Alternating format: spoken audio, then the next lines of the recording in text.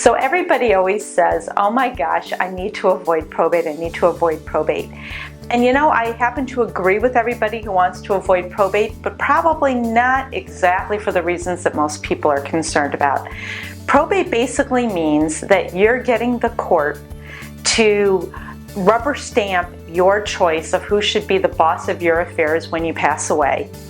And the way the court does that is to get a bunch of papers filed, and then the clerk, not usually a judge, but a clerk, will stamp one of those documents that you file and say you are now official. You are now the executor, also known as a personal representative in Arizona, which basically means you're now in charge of taking care of somebody's affairs.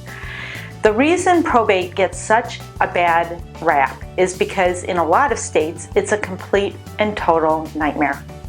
If you live in California, if you live in Florida, if you live in New York, if you live in New Jersey, those are four of probably the worst states in the country to live in if you have to deal with probate. Because the probate courts in those states take a percentage out of the estate depending on how valuable the estate is, and the attorneys also get a cut automatically out of the probate estate. And just to add insult to injury, most of those states have inheritance tax on top of it.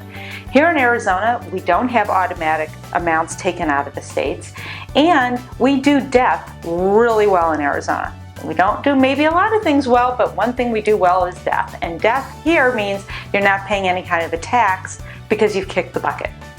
So probate here is a fairly streamlined process. The reason I tell people you want to avoid it is because when somebody dies and you're not dealing on all four cylinders because you're grieving, it's one more thing to put on what is going to feel like a ginormous to-do list. And if you can avoid it, why not?